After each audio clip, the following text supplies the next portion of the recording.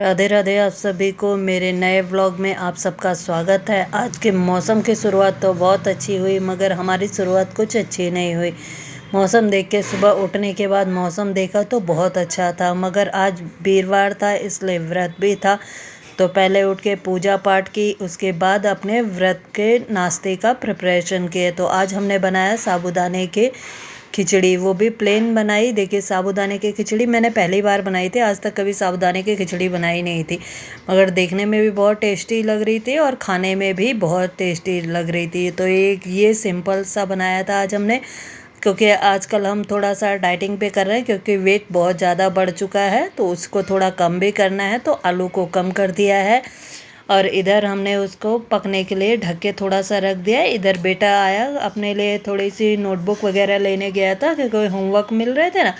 तो आके बता रहा है कि मेरे को यहाँ नहीं मिली, वहाँ नहीं मिली, इतनी दुकानों पे मुझे जाना पड़ा, आपने मुझे धूप में दौड़ा दिया, नहीं तो मैं शाम को जाता पापा के साथ। तो वही आके थक के कह रहा है, हाय मेरी माँ मैं तो थक गया। और आते उसे इतनी प्यास लगी कि बोतल से ही पानी पीना शुरू कर दिया। और देखिए, थक के मारे कह रहा है कि दीदी को तो आप भेजते नहीं हो कहीं, और खाली मुझे मुझे भेजते रहते हो। और इधर थोड़ी सी हमारी तबीयत लूज सी लग रही थी, क्योंकि आज थोड़ा सा बीपी लो भी था, और क्या कहते हैं, व्रत की वजह से थोड़ा हो गया होगा, या गर्मी से, ये तो समझ नहीं आया। मगर इधर बेटे की बातें सुनी जा रही थी, कुछ समझ नहीं आ रहा था, क्योंकि थोड़ी थकावट लग रही थी मुझे, और ये अपनी बातें कहे जा रहा था। मैंने भी लास्ट में बोल दिया, अरे बस कर, थक गया होगा, इतना क्यों बोले जा रहा है, मैं बोल बोल के पानी पिए जा रहा है। इधर इसके बातें ख़त्म ही नहीं हो रही थी। तो फिर कहता, अच्छा रुको मैं आपके लिए कुछ बनाता हूँ। तो बनाने से पहले मैंने कहा, नहीं पहले तू अपनी थकावट दूर कर ले।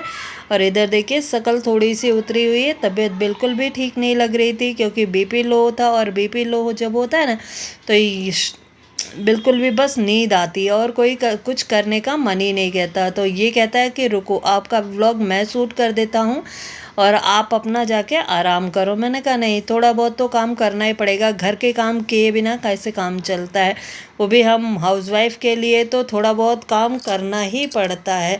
तो इधर बच्चों का लंच वगैरह हमने तैयार किया और उनको दे दिया, उन लोगों ने खा लिया। फिर थोड़ी देर आराम किया, शाम को जब उठे हैं तो उसके बाद बेटे बोला कि रुकिए मैं आपके लिए कुछ बना के देता हूँ। तो मैंने कहा नहीं तू रहने दे। तो उसने कहा नहीं मैं बनाता हूँ। तो देखिए, ये ग्रीन टी बोला, आप ग्रीन टी पियो ना, थोड़ा सा एनर्जी आ जाएगी। मैंने कहा ग्रीन टी मुझे नहीं पसंद है, मुझे कॉफ़ी। देखे करते करते डिप करते करते धागा ही तोड़ दिया। तो कहता है रुक जाओ, मैं अभी इसे चिमटी से इसमें डाल देता हूँ। मैंने कहा नहीं तू तो रहने ही दे, मैं खुद कर लूँगी। तो इसने इतनी बदमाशी, आप कमेंट करके बताइएगा किस किस के बच्चे इतनी बदमाशी करते हैं।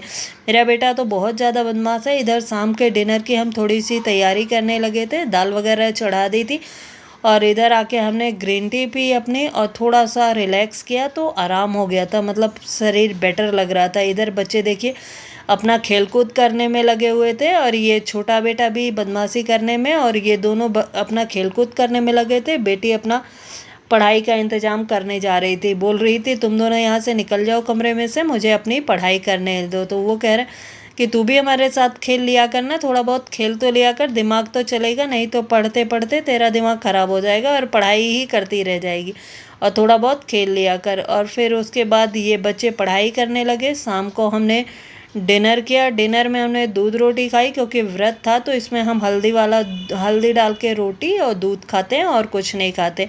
तो अगर आपको मेरा ये छोटा सा व्लॉग पसंद आए तो प्लीज़ लाइक शेयर सब्सक्राइब कीजिए। Thank you.